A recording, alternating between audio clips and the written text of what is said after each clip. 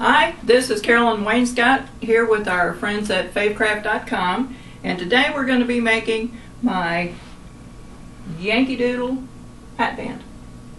You can make these in several different lengths, and it's called Yankee Doodle because it has a feather for your hat. Now, to make the Yankee Doodle hatband, you're going to need some fabric or a bandana. We will be using fabric today so I can get a longer hatband. The bandana would not give me as long a hatband as I want to make today. This is my original. You will need some ribbon end crimps. You need some pony beads, a couple of jump rings, and either some kind of batting or stuffing. And I'm going to use cotton balls today. And then, of course, what makes it the Yankee Doodle hatband is the feathers.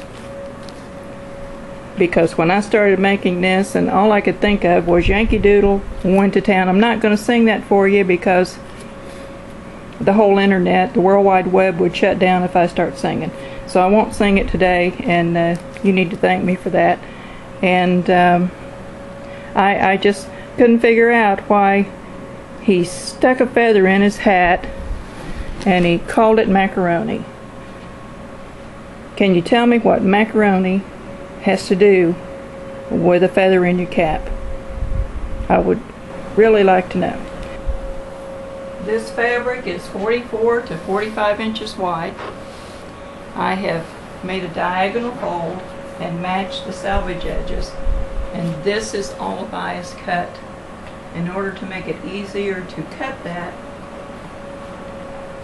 I'm going to fold the bias back against itself. We're still on a bias fold here. Using bias because it's easier to work with when it comes to inserting the cotton, and you can work with it a little better. I'm going to fold it one more time. Still on the bias so I can get a nice cut. Remember, this is the bias.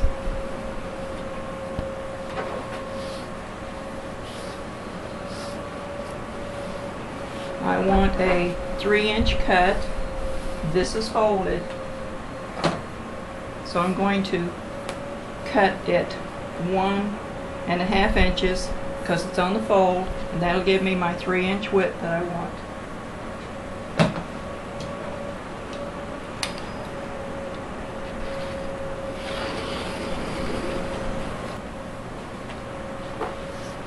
Here's the nice long strip of bias, and it does have a little stretch to it. I have my pony beads, and I'll use about 16 or 17 pony beads. I've chosen blue today because I used my red on the other day. I'm going to take a point here, and this is the only tricky part you really have. You need to string the pony beads onto the strip of fabric. We're going to work those. We're going to keep the edges in and pull those up onto the fabric. And this does take some time and a little patience, but it does work.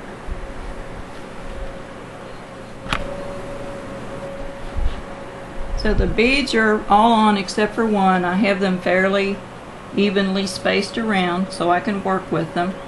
And this is about as long as one of the ends is going to hang down off the hat. And I'll put one more bead on because you need to keep all the ends turned in as you feed them through the pony bead. I don't go to the trouble of sewing this together because the bead will hold it together. If you don't like the rough edge, you can put some fray check on it or just a dab of craft glue, but I don't even put that on it. So I'm keeping the ends turned in and feeding the bead on. And this is where cutting the fabric on the bias helps. You can put it on a straight cut if you'd wish, but I just find it's a little bit easier to work with if I'm working on the bias. Now here's my first fabric bead. I have my next pony bead ready to feed up here. And this is the reason you need to keep all the edges turned in, because it's hard to turn them after you get the beads strung on. I used 2 cotton balls for this fabric bead, and I'm going to snug that in there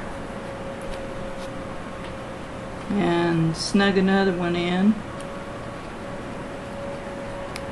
And also I've got my hemostats ready in case I need to poke it in there some. Wrap the end over here.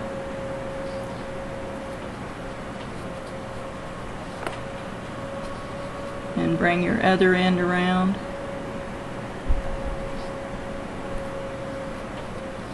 Keep this kind of tight and pull your other bead up.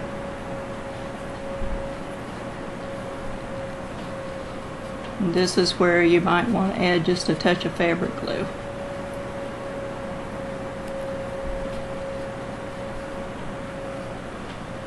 And so let's do some more.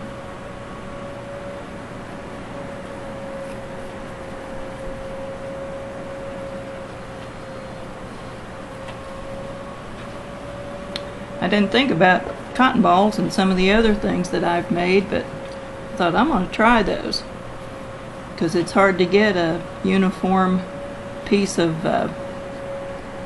batting or something so that they all look exactly alike. This has to be pushed down in there pretty good.